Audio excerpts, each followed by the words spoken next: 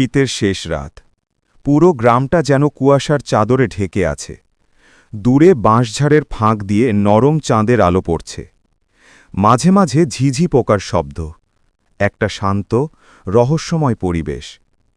গ্রামের ছেলে রায়হান সেদিন প্রথমবার এত রাতে বাইরে বের হয়েছে। হাতে একটা ছোট টর্চ, কাঁধে একটা ব্যাগ।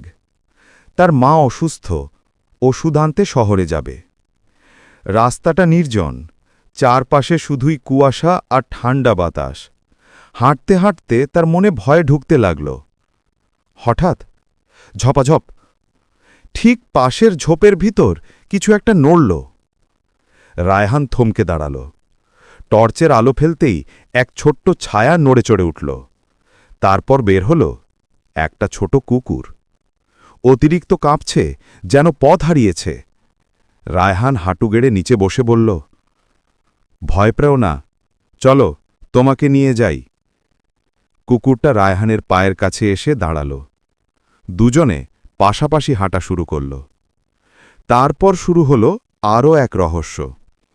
চাঁদের আলো আচমকা আরও উজ্জ্বল হয়ে উঠল। মনে হল কেউ যেন তাদের পথ দেখিয়ে দিচ্ছে। রায়হান বলল, মা বলে সৎ মানুষকে কখনো পথ হারাতে দেয় না আল্লাহ। কিছুদূর যেতেই দেখা গেল কাঁচা রাস্তার পাশে একটা ভাঙা ব্রিজ। এখানে গেলে নদীতে পড়ে যাওয়ার সম্ভাবনা ছিল। কিন্তু ঠিক তখনই কুকুরটা জোরে ঘেউ ঘেউ করে অন্যদিকে দৌড়াল। রায়হানও তার পিছু নিল, এবং ঠিক সেটাই তাকে বাঁচাল।